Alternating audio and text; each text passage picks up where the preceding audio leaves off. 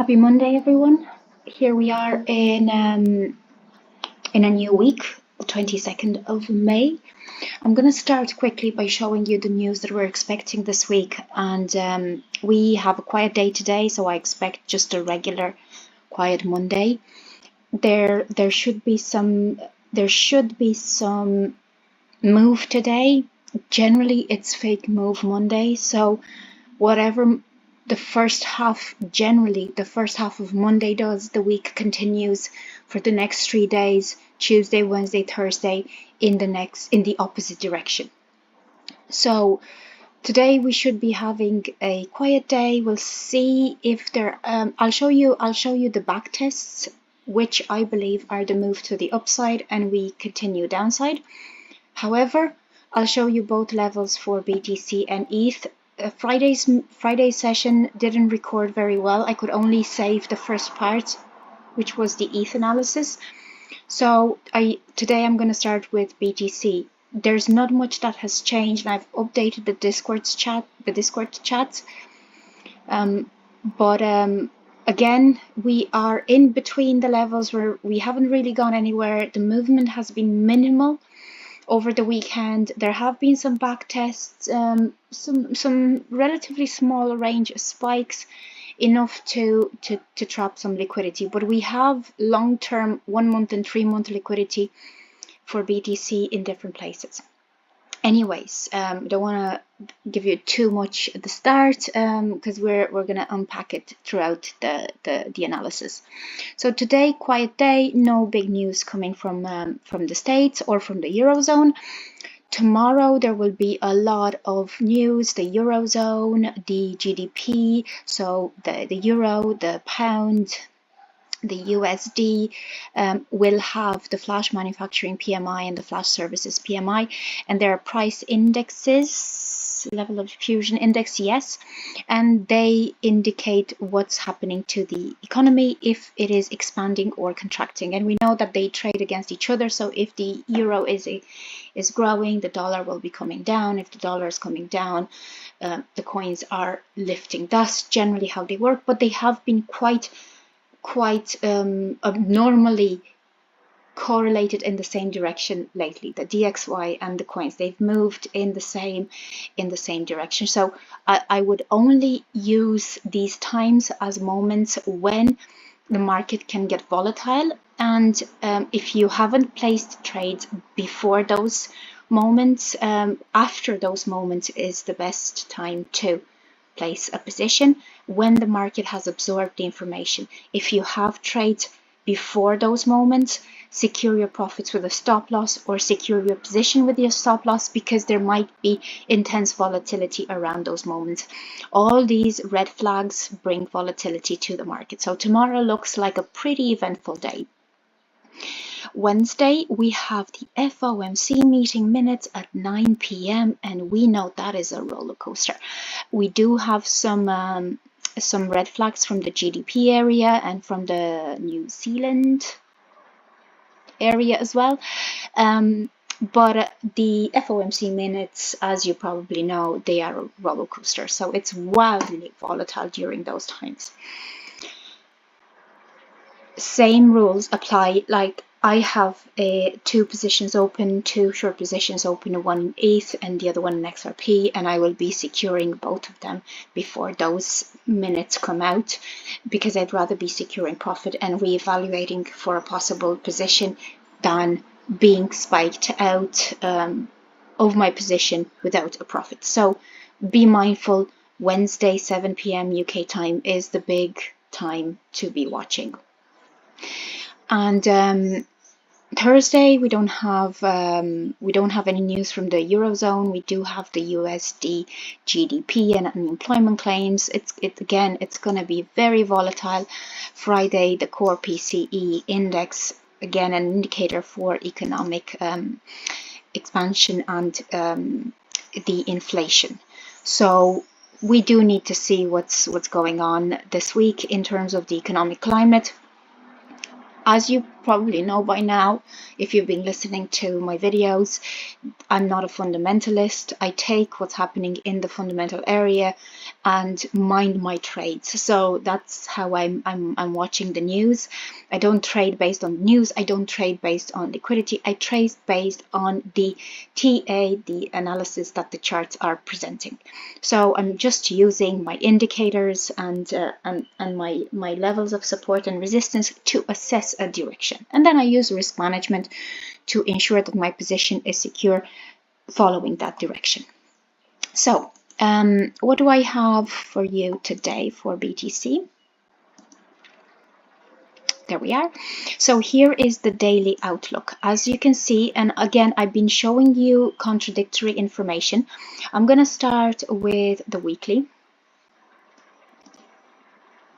The weekly has been coming down. The MACD has been quite aggressively coming down. The waves of buying have been coming down.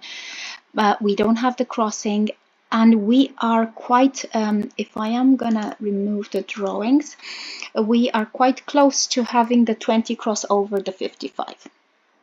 Now, if this has been a 1, 2, 3, 4, 5 on the weekly, it hasn't yet had any correction, any significant correction yet, and I keep promoting that correction because we do need that for sustainability, and that correction would take us down to, again, a golden pocket correction is a 23.2, a 786 is 21.5.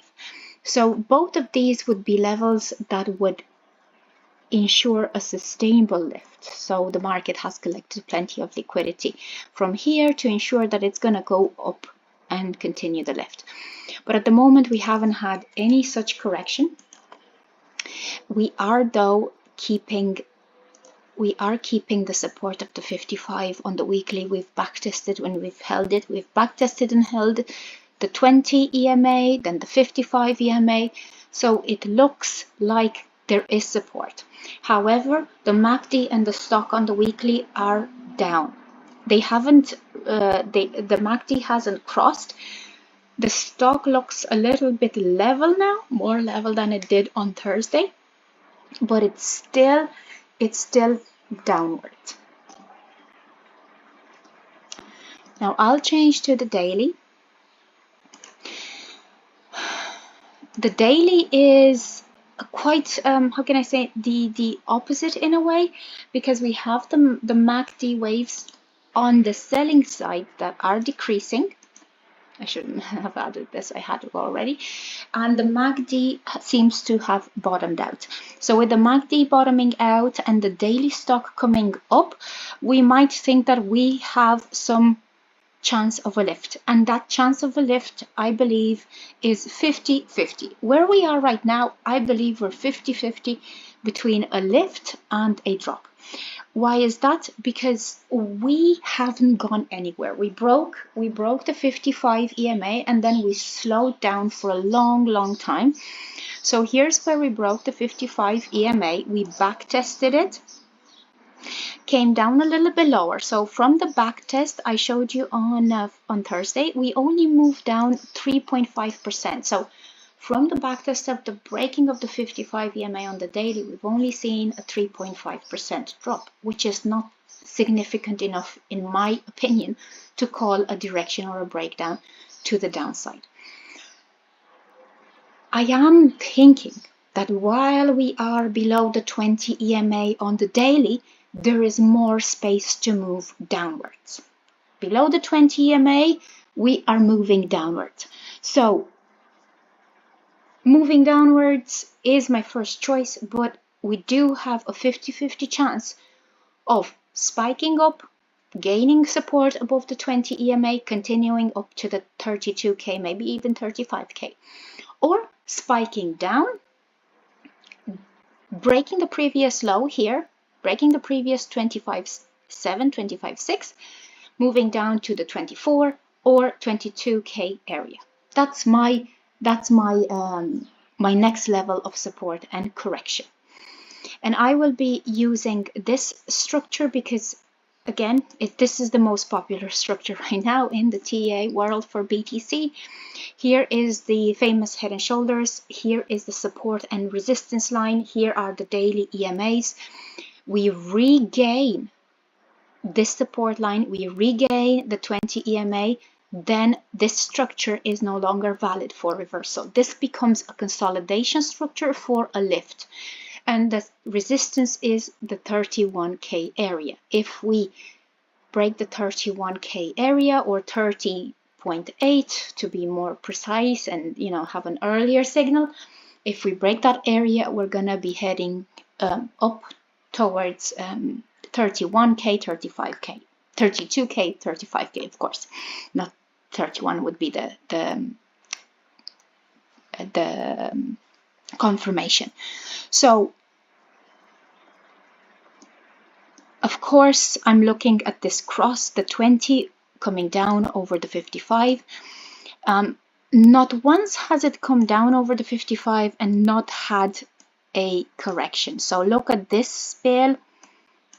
Look at this spell, and this was in the consolidation, so in a relatively small space.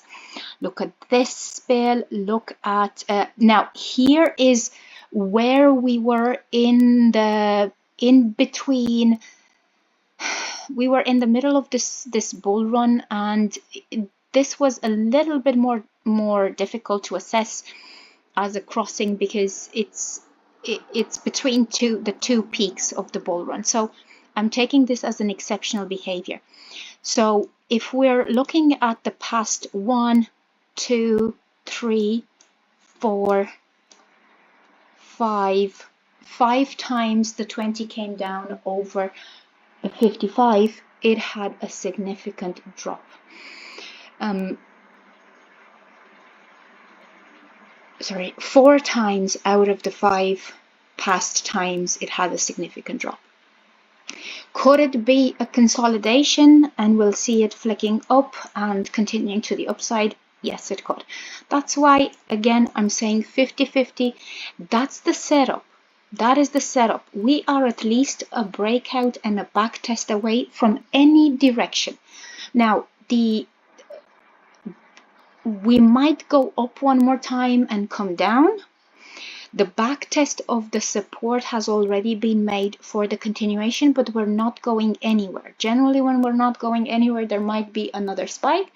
And this, what's happening today, might have been that spike necessary for continuation to the downside. So here we back tested the 50 EMA on the 1 hour. We have the stochastic on the 1 hour maxed out. So maybe the first half of Monday, this Monday, is the back test necessary to push down. Now I put an entry a little bit below the 50 EMA on the 4 hour, the golden pocket of this swing, thinking this would be a bigger back test and it might take me down to the 24.9 area, which is the 200 EMA on the daily. That's where I have my target for this position. So I don't want to be repetitive here because I've been saying these things a lot lately. We haven't gone anywhere, we haven't moved anywhere, which makes the momentum indecisive between the upside and the downside. What I'm watching for is how the support and resistance are held. We've already back tested for the drop. All we need to do is move down, but there might be, again, a small volatile backtest today just to collect some extra cash, or we might be breaking to the upside, in which case we'll see the 20 spiked, backtested, and then continue. And again, I'm okay with missing any of this. Like what's happening now is brutal for any trader. If you're not insuring your trades with stop losses, it's very challenging to anticipate any direction. So that's BTC. I've already posted these levels. If you guys have any questions, let me know in the chat. I'm gonna do the same thing for ETH because ETH is in a similar situation. It's been this is the 12-hour, this is the 12-hour, but I'll switch to the day because the 12-hour is no longer conclusive to me. Here's the 20 coming down over the 55. No movement since, again, we've had the back test of the 20, the breakdown.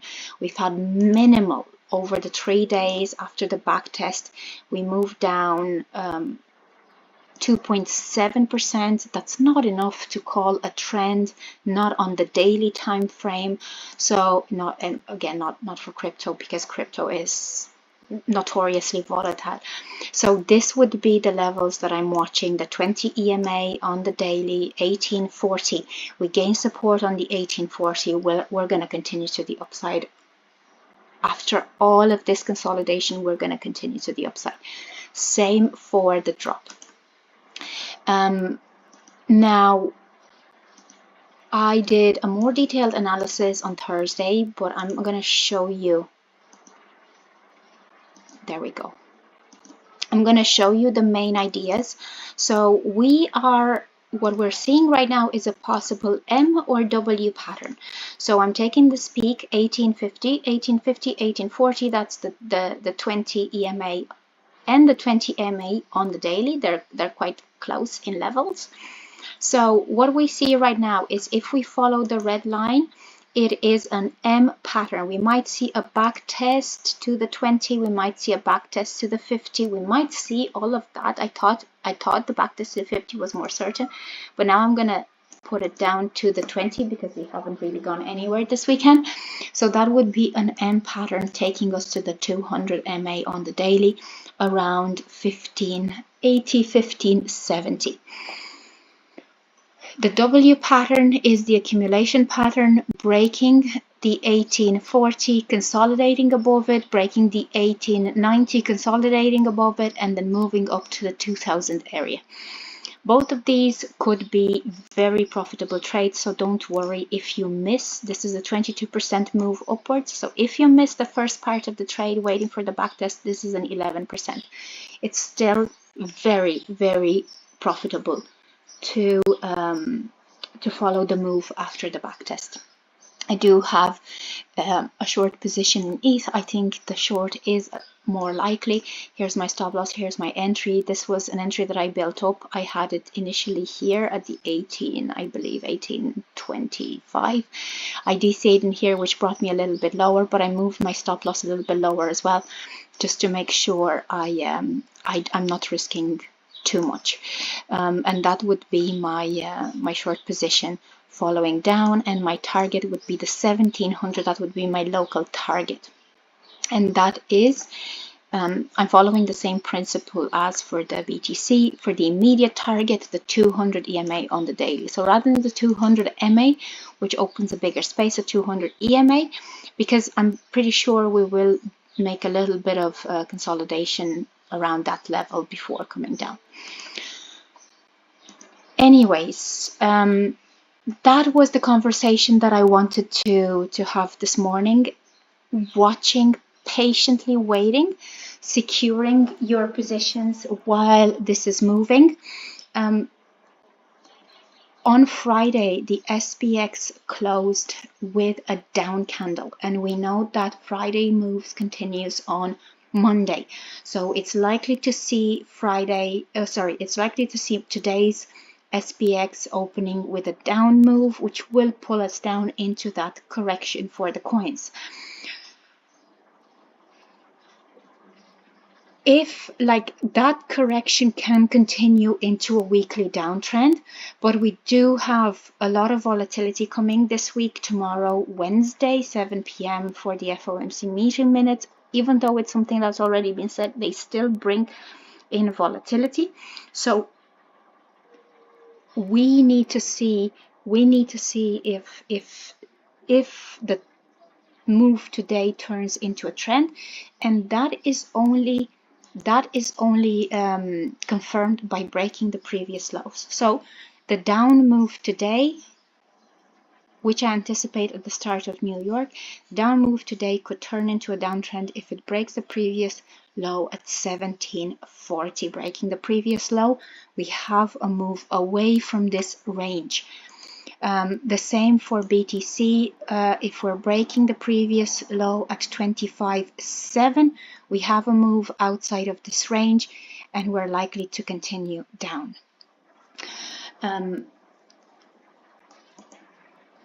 What we're doing with that move and why today's move is so important, today's or tomorrow's, depending on when this happens, they might drag it out, is we would be breaking the weekly support. So breaking the weekly support for BTC would be a huge thing, because we're by breaking that support, we're going into the bigger swing correction, and we need to see that bigger swing correction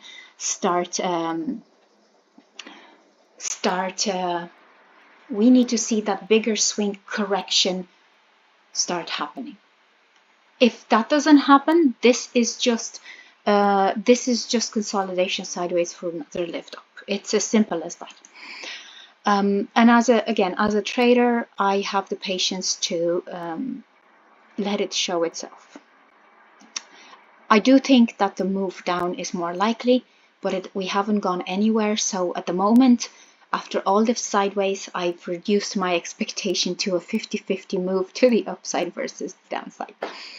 So that's it for today. Let me know in the chats if you have any questions. I'll be updating you throughout the week, depending on how we move through the levels.